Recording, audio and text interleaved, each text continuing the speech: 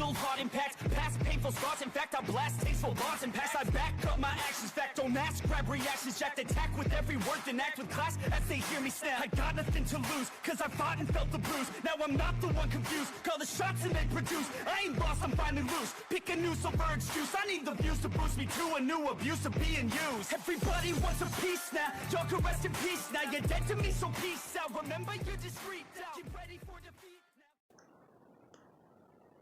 Alrighty. Hello everybody. This is Kirusho here, and now, whenever we last left off with this series, Izuku Carter, he has just met the spoiled rich girl that he is now the bodyguard for. She is the daughter of a man on the high table, meaning that the job that Midoriya has been given, not only is it a big fucking deal, if he fucks it up, he most likely will be killed. Midoriya is aware of this fact, and he was quite surprised to discover that this girl has no idea what her parents are involved in, as we do have less than 6 hours later, around the time of the evening where the guest in the manor, or not the guest, the help within the manor is actually preparing dinner. And Midoriya, he actually is still around Intelli, within the same room. Her actually reading a book as she is drinking another pot of tea. Midoriya actually looking at this fact. As soon as the pot does actually get to the table, Midoriya does go to pick it up. Her reaching out for it, but Midoriya getting to it first, as he does actually open the top to it and go to smell it, before then actually just pouring himself a cup, and taking a small sip. As he inspects it for a second, he does just place it, after pouring her a cup of tea as well. Her confused by that. So, exactly what are you doing? You do that every time I get a pot. Well, it's part of being a bodyguard. What are you talking about? Well, it's quite simple.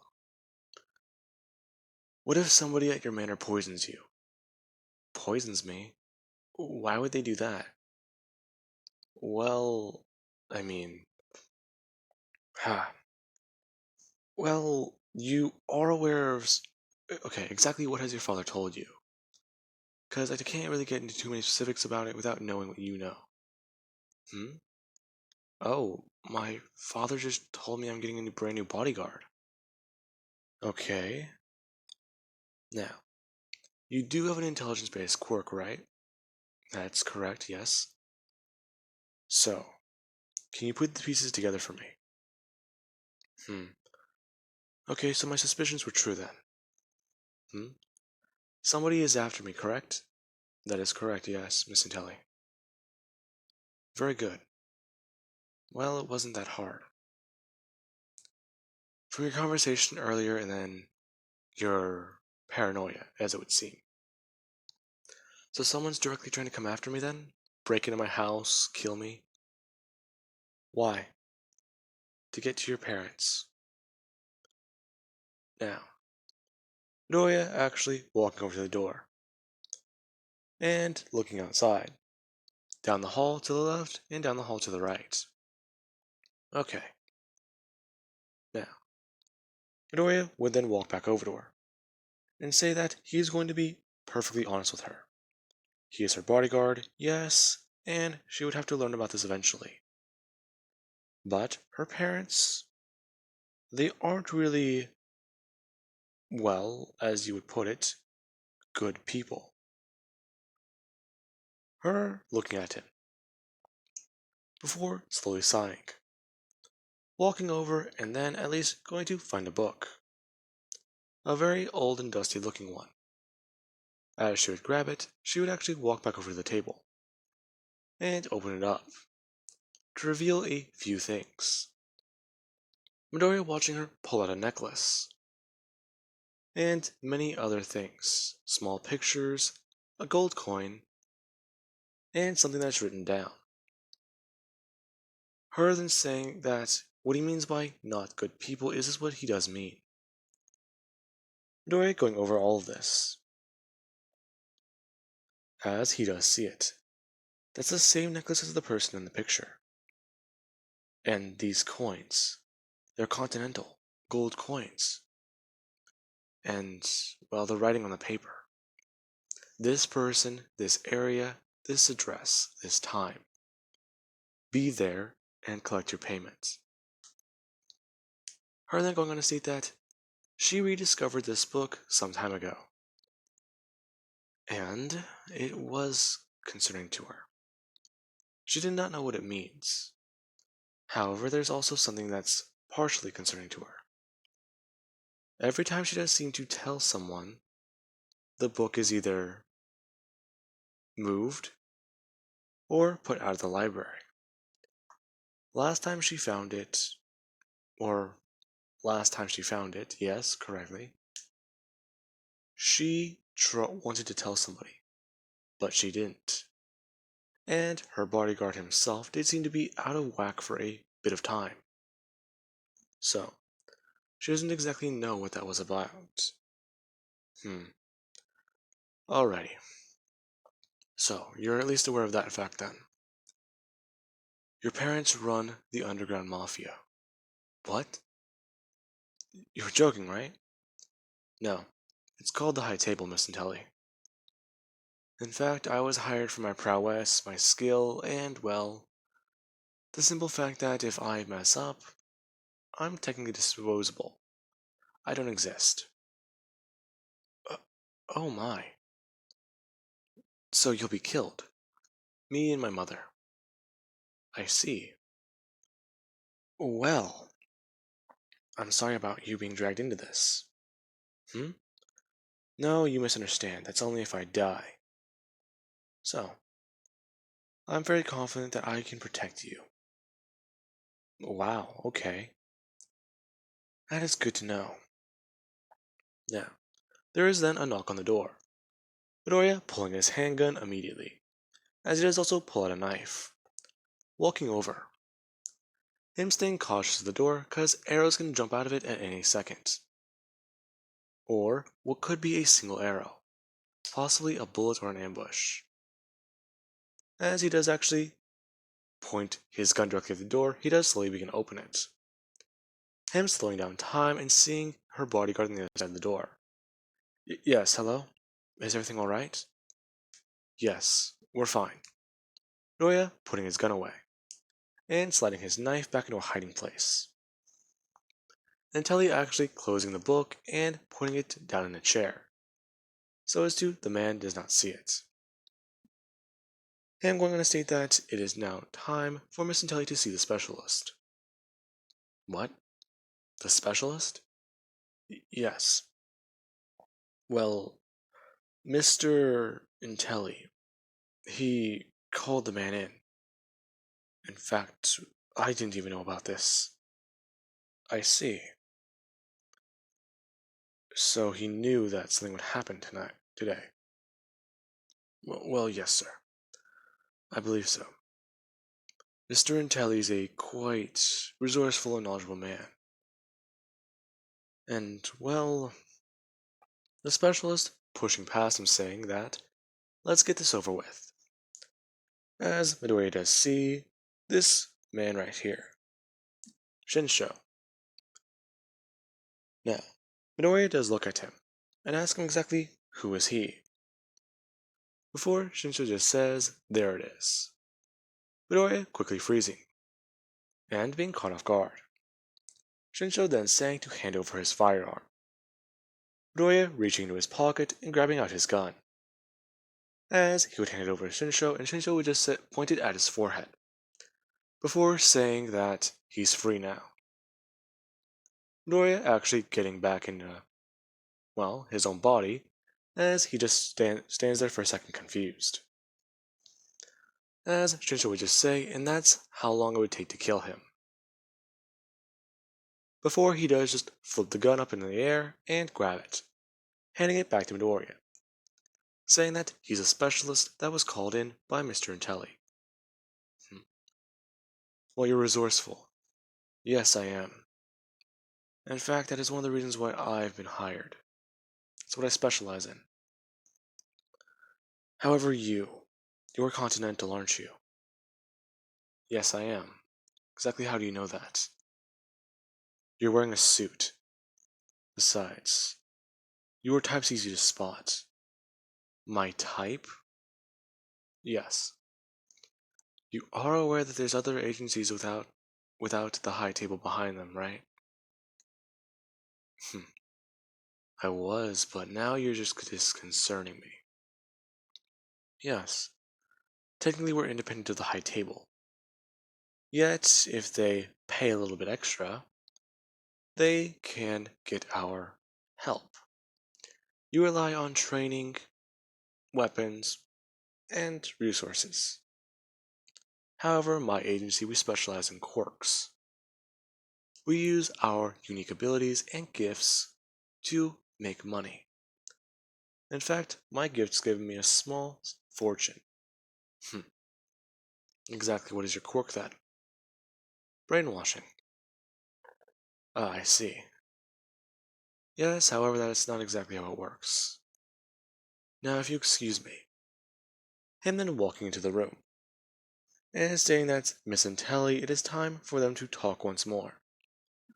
Her confused and looking for answers. As she does try and talk with Shinsho. Her then freezing and Shinsho ordering her to forget that everything has happened today. As far as she is aware, this man came here today and is her bodyguard. Along with him then standing up and handing an envelope over to Midoriya. Him then actually going to state that Mr. Intelli did want him to have this. Before he does just tell her to snap back into it and then walk away. Now, Shinsho does go on stating that this entire thing is all sketchy, and that he does hope that the Continental boy does know what he's getting into, before walking out of the room. Intelli, dazed and confused, rubbing her head as she just looked up at Midoriya, standing there, asking him if she drank too much tea. Huh? My head hurts. What time is it, too? Did I lose track of it as well? Miss Intelli, do you remember anything about what's happened today? What? Uh, you and I met today when I was in the piano room?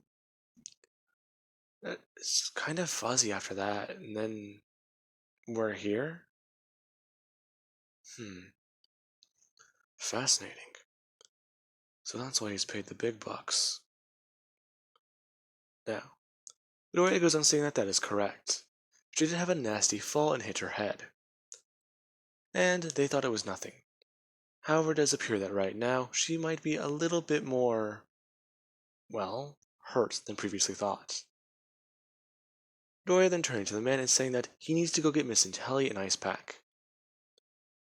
The man responding quickly, with a nod and walking away. Now, Midoriya then does sit down, pulling out the chair where that book is, looking down at it and realizing exactly, oh, so this is what she means by she found it again.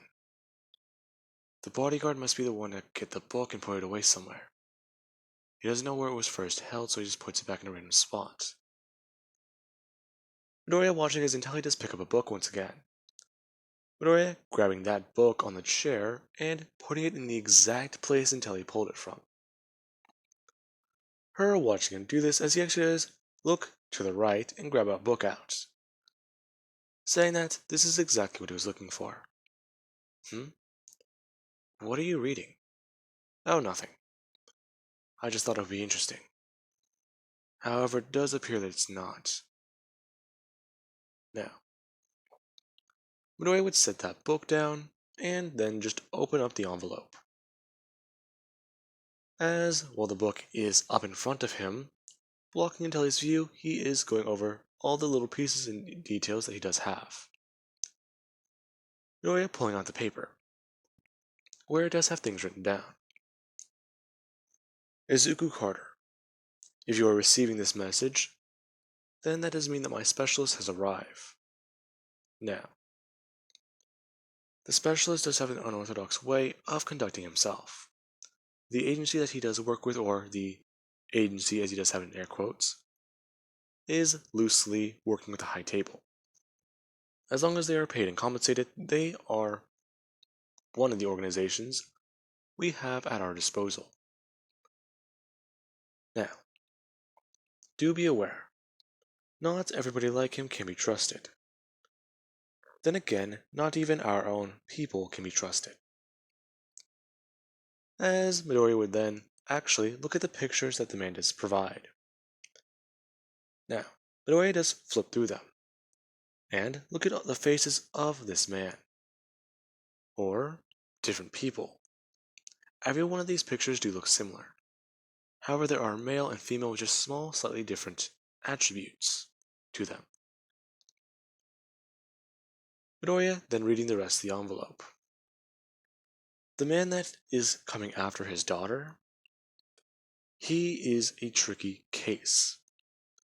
The man's quirk allows him to mimic a person's appearance. And, because of his strange ability, it is inconsistent to know exactly when he will strike.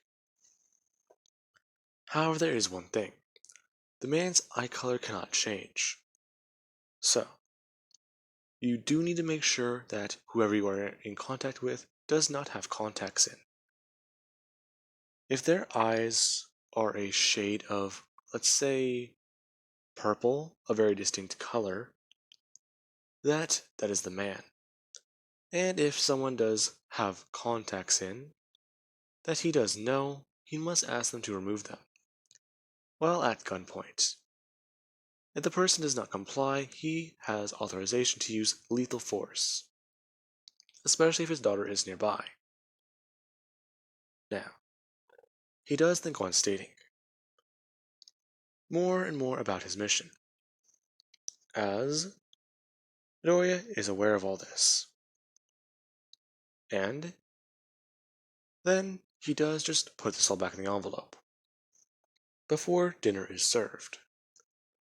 Midoriya looking at the way people are moving, looking for small and tiny missteps that they do have. Everything he needed to know was in that envelope. The eyes, however, were the most important detail, the most distinct. Mr. Intelli did include everything else just in case. The off chance that Midoriya found it out that way. Now then, Midoriya, he did eat dinner. And he then did actually go to his room. Midoriya looking around it, as it actually is quite big. And he was interested. Now, with all that, Izuku, he did actually go to sleep.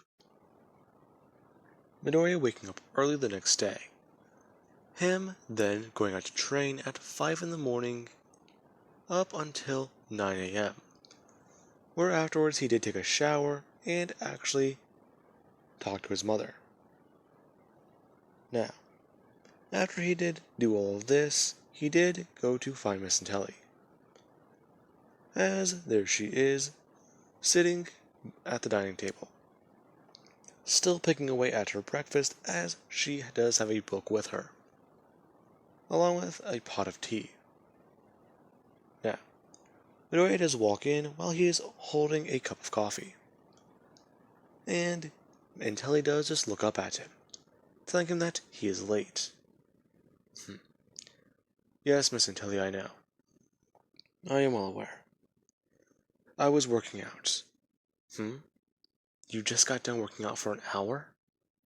An hour? No, Miss Intelli. I woke up at 5 in the morning this morning. Went out for a run. Afterwards, I then got back and started using the weight room you do have in the manor.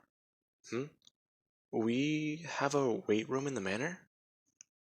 Ah, yes you do. It appears, however, that you may not use it, is that correct? Well, I believe so then, yes. It is a big house. That is true. I almost got lost on the way here, however, I did map out the manor in my head yesterday. Oh, okay. So, you worked out for 4 hours? Yes, that is correct. I just showered and put on my suit before coming here. Now, she does actually find this to be a bit interesting. Working out for 4 hours straight? That's that sounds difficult. Now, with that being said, Midoriya does actually ask her a few questions, wanting to know certain things. In case the target or assassin does mimic her. Now, he does begin asking these questions, and until she does not seem to budge on answering many of them. However, Izuku, he will eventually break through that exterior. And maybe she will lighten up a bit. Now then, with that being said, I do hope you guys enjoyed, and I do believe that this is a good point to leave the what if off of. Have an amazing night.